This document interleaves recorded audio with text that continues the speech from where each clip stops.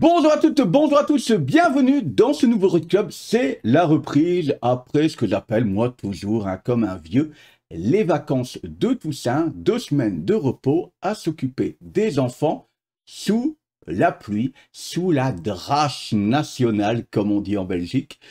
Et ben, ce qui m'a amené à faire un peu plus de shopping, à m'abriter dans les centres commerciaux et les librairies. Et donc moi qui avais pris l'habitude de ne plus avoir de piles de lecture, eh bien là, ben, j'ai un peu plus accumulé. Mais en même temps, avec les bourrasques de vent à 140 km/h, ça m'a amené aussi à nettement plus lire que d'habitude, hein. Pour un bête exemple, moi j'ai parlé dans le sens du vent et il y a un gars qui a pris un de mes postillons à Singapour. Oui, oui. C'est vous dire la violence du vent. Et donc, j'ai décidé de vous refaire une petite vidéo lecture ici début novembre, mais simplement pour vous présenter pêle-mêle ce que j'ai acheté, ce que j'ai déjà lu, vous donner un petit avis. Et il y a des choses que je ne vais pas reparler sur des longues vidéos, hein, sur des formats un peu plus longs, parce que peut-être que ça vous intéressera moins. Donc, n'hésitez pas à dire en commentaire, hein, s'il y a des choses là-dedans, de dire « Ah, finalement, tu ne vas pas en parler, mais moi, j'aimerais bien que tu en parles. » Ça pourrait du coup m'amener à en faire une vidéo.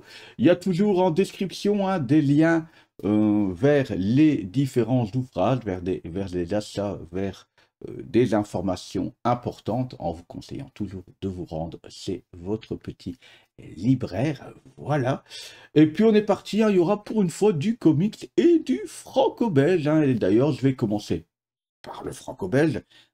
Je pourrais commencer par le comics, mais vous allez partir ensuite. Et là-dedans, il y a quand même quelques petites perles qui pourraient même plaire aux fans de comics. Donc, je vais tenter de faire ça assez rapidement. On va commencer par la star des stars, hein, celui qui est sorti, le nouveau tome qui est sorti, d'Astérix qui s'intitule L'Iris Blanc. Alors, depuis un petit temps, on avait Ferry et Conrad, Ferry au scénario, Conrad au dessin, depuis Astérix et les Pictes.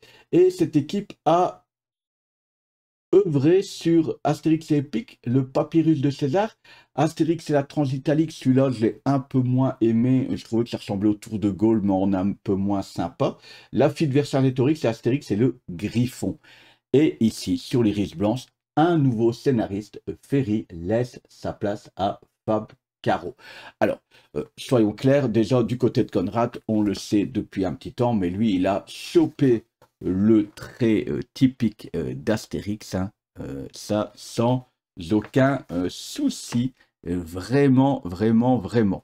Au niveau du pitch, eh bien, on a ce personnage qui est adepte et qui utilise la pensée positive et qui va aller voir César en disant « Écoutez, moi, grâce à la pensée positive, hein, je vais noyer votre village gaulois que vous voulez tant conquérir, celui qui résiste tant et si bien, et l'envelopper dans une vague telle de positivisme, parce que des gens qui sont positifs n'ont plus envie de se battre.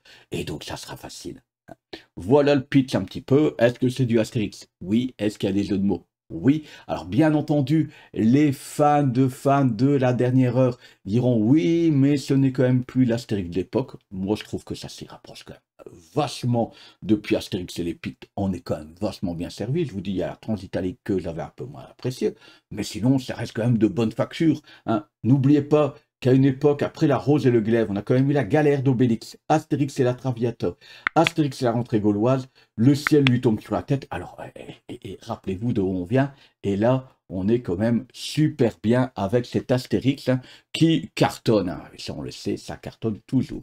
Ensuite, une BD que je n'ai pas encore lue, j'ai déjà fait une vidéo sur cet univers sur la chaîne, c'est Black Stad. C'est Diaz Canales au scénario et Guarnido au dessin.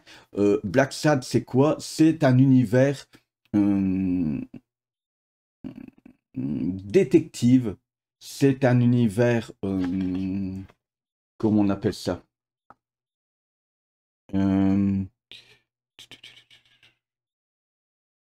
Voilà, c'est un univers totalement film, film noir des années, hein, vous vous rappelez. Toute cette ambiance-là, c'est de l'enquête policière avec un look où les personnages ont un look animalier. Et donc, j'en ai déjà parlé maintes et maintes fois. Moi, je trouve ça excellent pour quelqu'un qui même aime le comics. Je trouve que ça pourrait fort bien faire l'affaire. Attention, ce tome 7, c'est un tome 7. Généralement, dans Black Sad, c'est une enquête par tome, mais le tome 6 et le tome 7 forment un diptyque. Oui, bien, diptyque. Dites-le correctement si vous cherchez Black Sad et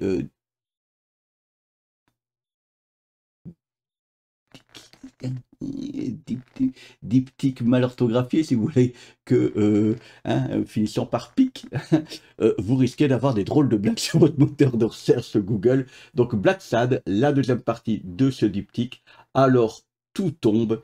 Voilà, moi je l'ai pas encore lu, mais je sais que je vais adorer ça. C'est ces enquêtes détectives, films noirs des années 40, 50, là, toutes ces choses-là, ça va être terrible. Je ne peux vous conseiller. Faites comme moi. Moi, les premiers tomes, là, j'ai acheté les 3-4 premiers tomes en occasion. Et puis maintenant, c'est une des rares BD franco-belges avec Astérix, parce que je suis fan depuis tout petit. Astérix, c'est vraiment, je pense, une des premières BD franco-belges que j'ai lues. Eh bien, ça, c'est une des rares BD franco-belges que j'achète premier jour. Ensuite, et là, c'est vraiment mon coup de cœur franco-belge du moment, c'est un deuxième tome d'une série qui s'appelle La Bête. La Bête, ce sera en 2 tomes. C'est terminé en 2 tomes. Hein. Vous voyez, c'est assez épais, c'est classe, le papier, tout, etc. C'est une belle édition. C'est la seule édition qui existe hein, de mémoire. Et vous voyez, en fait, c'est une revisite du mythe du marsupilami. Rien à voir avec le marsupilami habituel. Ici, c'est un peu plus sombre, c'est plus réaliste. Le marsupilami est une bête qui a été capturée en Palombie, ramenée à Bruxelles pour être étudiée et être dans les musées, voire empaillée. Ça, c'était un petit peu le pitch du premier tome. Forcément, le marsupilami va rencontrer un petit garçon à Bruxelles. Ils vont se lier d'amitié, un peu comme tous ces films animaliers. Et même, j'ai envie de dire, hein, quand je parle de film animalier, le moi le plus gros, c'est Sauver Willy. Mais il y a aussi également E.T., finalement, qui est dans la même trame, avec l'idée d'essayer de ramener cet animal dans son lieu de vie, de le libérer. Au scénario, c'est Zidrou et au dessin, c'est Frank P. Je ne connaissais pas Frank P depuis le Marsupilami, mais la vache, qu'est-ce que c'est beau. Regardez-moi ça, des doubles pages magnifiques, ce papier gros grain, regardez-moi ça, si c'est pas magnifique. C'est de toute beauté. J'en ai pris plein les yeux. Le premier tome était déjà magnifique. Hein. Mais je trouve que le deuxième est encore plus beau.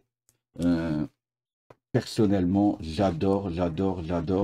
C'est vraiment assez dingue. Donc voilà. Voilà. Un conseil, foncez dessus. Ça doit être une histoire comme 35 € de mémoire. Mais c'est vraiment très classe. On en a fini avec la franco-belge. On passe maintenant aux comics. Je me suis remis à jour sur Spawn, l'univers de Spawn. J'étais un peu en retard. Hein. On va Spawn, je vous dis tout de suite, on va faire un point Spawn. Si vous me suivez sur Instagram, vous voyez que je poste déjà les visuels des miniatures. Et d'ailleurs, concernant ces miniatures, je suis en train de les rechanger. Hein. À une époque, je mettais ma tête, il y avait des trucs assez symétriques, bidule, machin, je trouvais ça fort surchargé. Finalement, j'ai décidé, il y a quoi 6 mois de ça, de retirer ma tête de partout et de faire des choses un peu plus imagées, un titre, une image de BD, etc.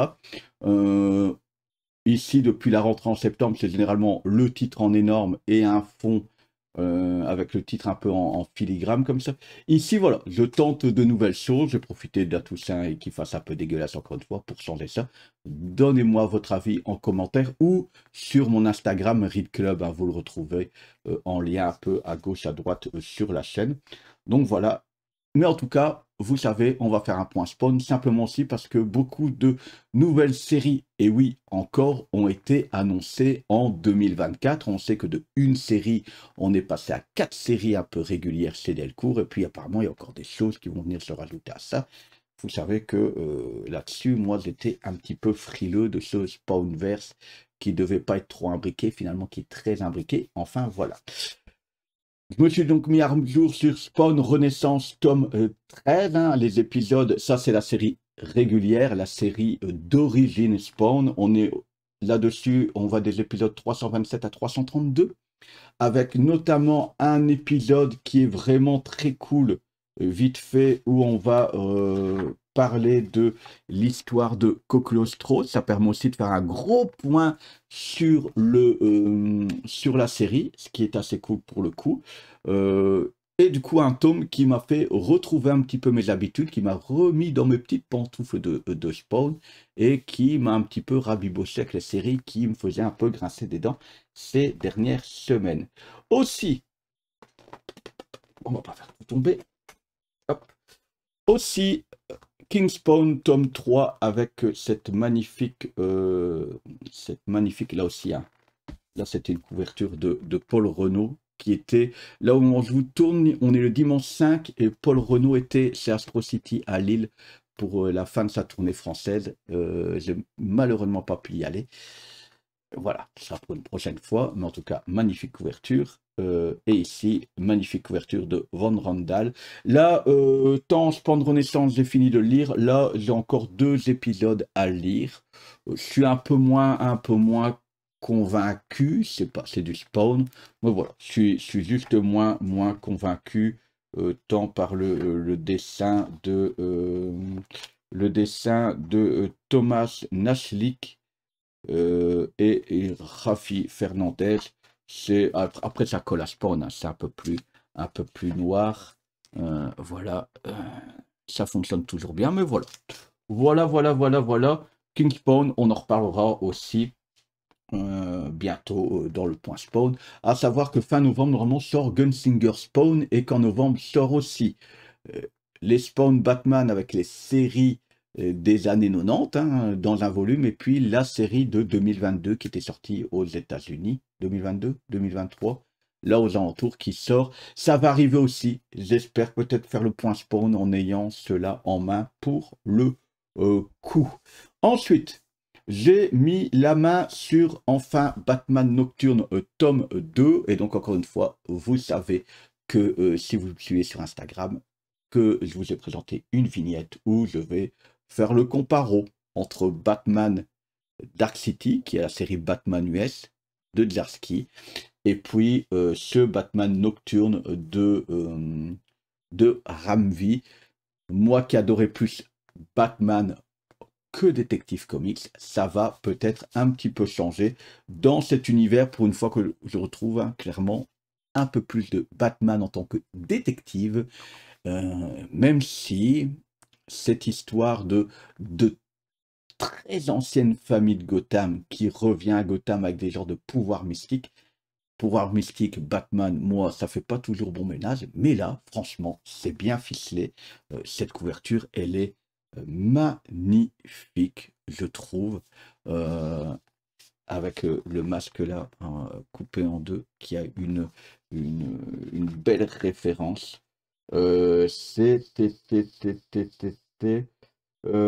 Illustration de couverture, Evan Gagel, c'est celle de Detective Comics 1069. Là, on va de Detective Comics 1066 à 1070. Ce que je peux vous dire déjà, c'est que les backups, pour une fois, sont super bien placés, super bien ficelés, et ça sert à quelque chose. Donc, cool. Ensuite, c'est la star. Je terminerai par ça. La star des stars. Je ne l'ai pas encore commencé. Batman et Joker Deadly Duo de Marc Silvestri au scénario et au dessin. Hein, ça donne ceci au dessin. C'est super spécial, c'est souvent très cool. Je ne sais rien du scénario. On m'a dit qu'au scénario, c'est peut-être un peu moins bon, mais que ça restait un chouette moment de Batman. Donc voilà un petit peu toutes mes lectures, tous mes achats du moment. N'hésitez pas, encore une fois, à me faire des retours sur ces lectures, peut-être que vous avez lu.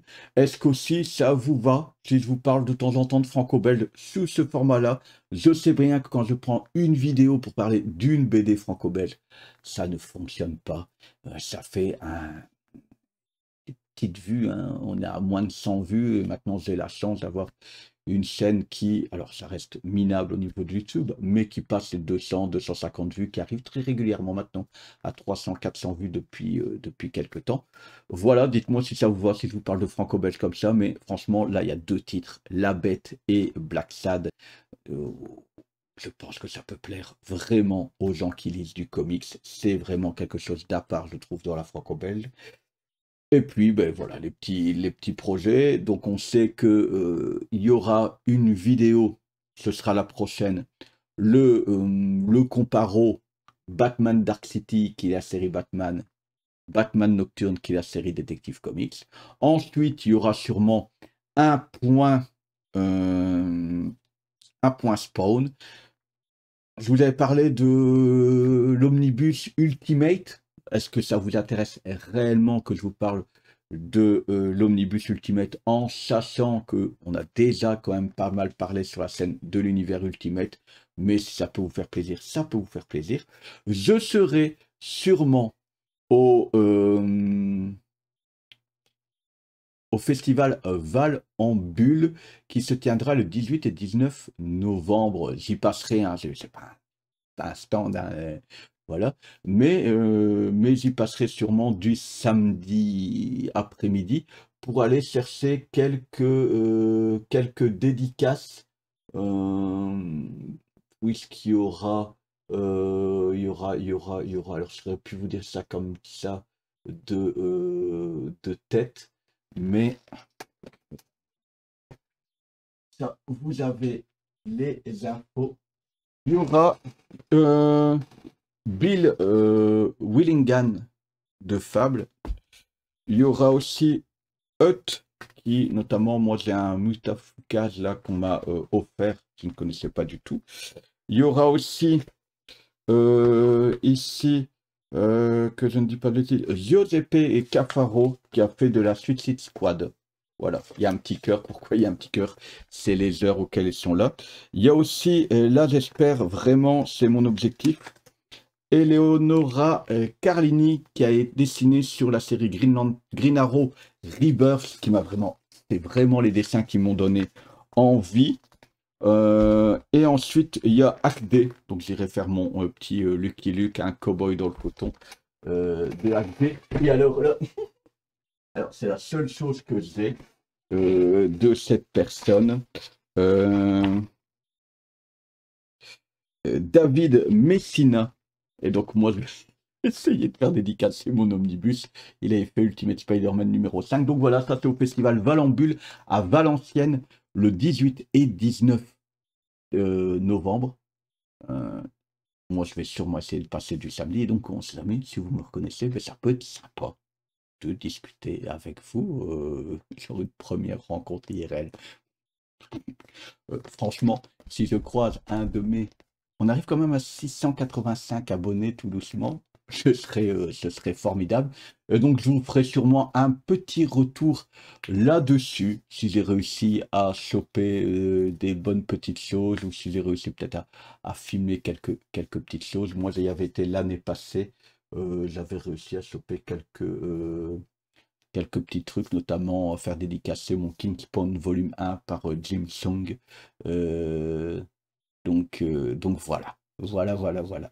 Nous, on se dit à tout bientôt donc pour le parallèle entre Batman, le comparo entre Batman Dark City et Batman Nocturne. Ce sera sûrement le week-end prochain. On se fera ce week-end. Au moment où on tourne dimanche, donc ce sera sûrement dimanche 12 novembre. Voilà. On se dit à tout bientôt pour un prochain Read Club. Ciao, ciao.